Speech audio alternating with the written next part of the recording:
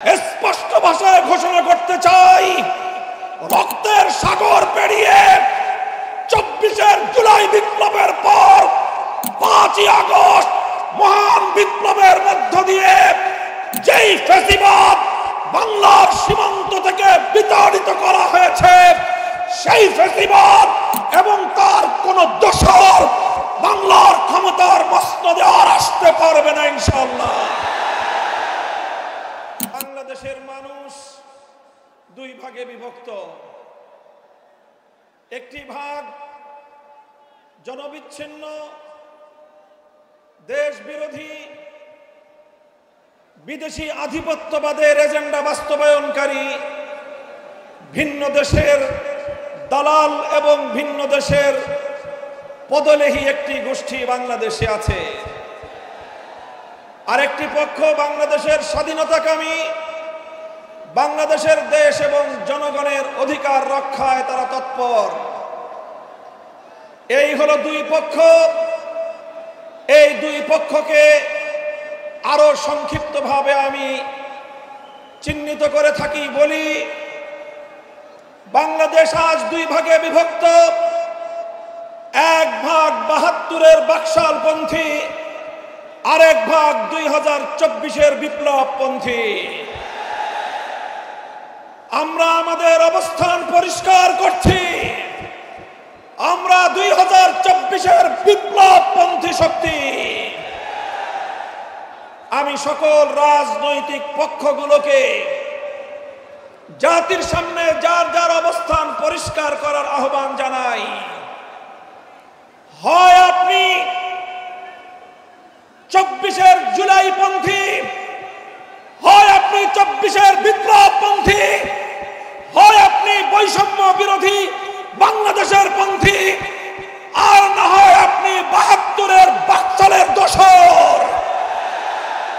স্পষ্ট ভাষায় ঘোষণা করতে চাই, রক্তের সাগর পেরিয়ে ২৪-এর জুলাই বিপ্লবের পর ৫ই আগস্ট মহান বিপ্লবের মধ্য দিয়ে যেই ফ্যাসিবাদ বাংলার সীমান্ত থেকে বিতাড়িত করা হয়েছে, সেই ফ্যাসিবাদ এবং তার কোন দোসর বাংলার ক্ষমতার মসনদে আর আসতে পারবে না ইনশাআল্লাহ।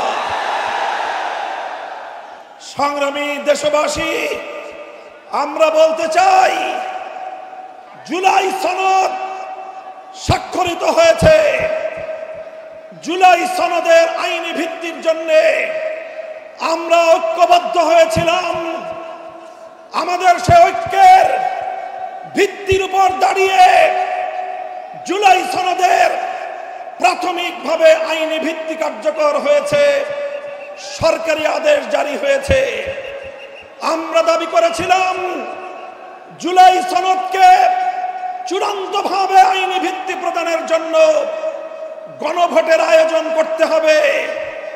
বাংলার মানুষ সেই গণভোটের মাধ্যমে ইনশাআল্লাহ জুলাই সনদকে চূড়ান্তভাবে আইনি ভিত্তি প্রদান করবে। আমরা বলেছিলাম, বাংলাদেশের ইতিহাসের এই তাৎপর্যপূর্ণ গণভোট সংসদ নির্বাচনের সঙ্গে, প্রতীকের নির্বাচনের সঙ্গে একসাথে তালগোল পাকিয়ে এই গণভোটের মাহাত্ম্য নষ্ট করবেন না। আমরা বলেছিলাম, এই জুলাই সনদের গণভোটকে আগামীর বাংলাদেশের মাইল ফলক হিসেবে প্রতিষ্ঠা করার জন্য আলাদাভাবে, স্বতন্ত্রভাবে জাতীয় নির্বাচনের আগে গণভোটের আয়োজন করা হোক। কিন্তু আমরা দেখছি, যারা জুলাই সনদের, যারা জুলাই বিপ্লবকে আন্তরিকভাবে গ্রহণ করতে পারে নাই, যারা জুলাই বিপ্লবের বৈষম্য বিরোধী চেতনাকে ধারণ করতে পারে নাই, যারা জুলাই বিপ্লবের ফ্যাসিবাদ বিরোধী সংগ্রামকে ভালোভাবে গ্রহণ করতে পারে নাই, ষড়যন্ত্র করে পর্দার পেছন থেকে কলকাঠি নাড়িয়ে জুলাই সনদের গণভোটকে একই দিনে বাস্তবায়ন করার জন্য বর্তমান সরকারকে তারা বিভ্রান্ত করেছে, পথভ্রষ্ট করেছে।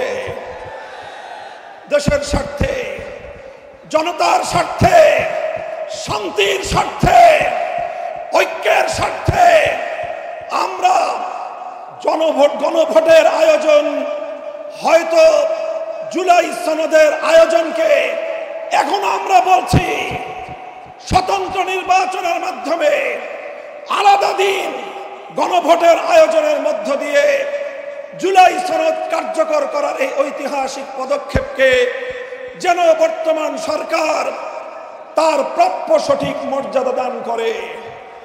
বলতে চাই, যদি এটা করতে ব্যর্থ হন, ইন্টারিম সরকার, ইতিহাস আপনাদেরকেও ক্ষমা করবে না। ইতিহাস কাউকে ক্ষমা করে না। মনে রাখবেন, ইতিহাসের দায়ে পরিশোধ করতে পারবেন না, কলঙ্ক নিয়ে বিদায় নিতে হবে।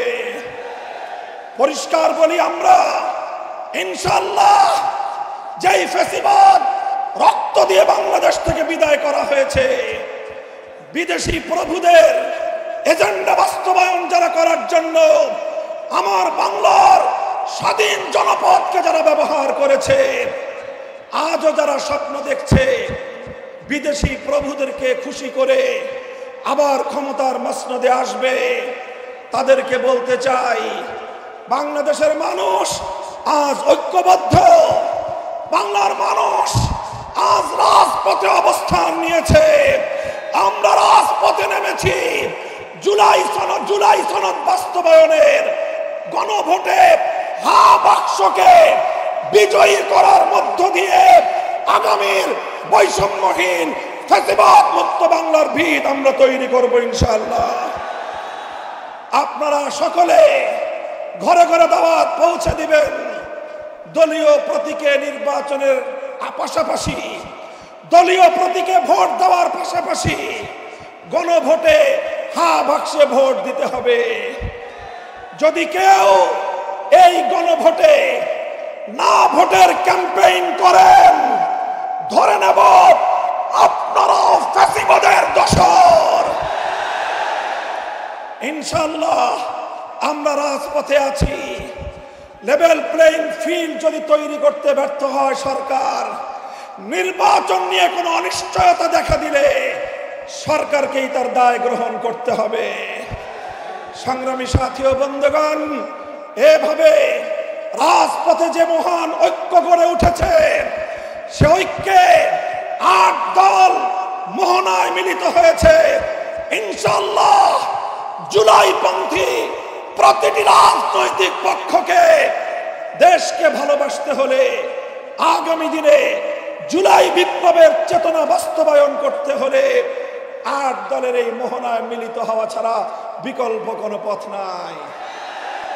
বক্তব্য শেষ করব শেষ প্রাঙ্গণে, শেষ প্রান্তে দাঁড়িয়ে বাংলাদেশের মানুষের অধিকার আদায়ের, আধিপত্যবাদ বিরোধী আন্দোলনের অবিসংবাদিত নেত্রী বেগম খালেদা জিয়ার জন্য আমি দোয়া করছি, সকলকে আহ্বান জানাচ্ছি। তার জন্য, তার দীর্ঘ হায়াতের জন্য, সুস্থতার জন্য আমরা দোয়া করব। দলীয় সংকীর্ণতার ঊর্ধ্বে উঠে দেশ এবং জাতিকে ভালোবাসতে চাই আমরা।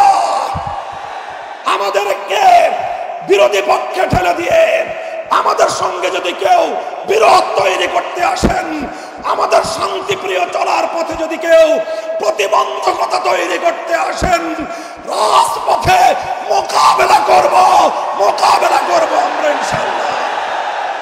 এই প্রস্তুত থাকবেন তো? জীবন দিতে হলে জীবন দেব, রক্ত দিতে হলে রক্ত দেব। দেশ এবং জাতির প্রশ্নে কারো কাছে মাথা নত করব না। দেশের প্রশ্নে কোনো আপোষ করব না। মাথা নত করেছি একজনের কাছে। কার কাছে? ইনশাআল্লাহ আল্লাহর রহমতে আগামীর বাংলাদেশ হবে ইসলামের বাংলাদেশ। নাসরুম মিনাল্লাহি ওয়া ফাতহুন করিব।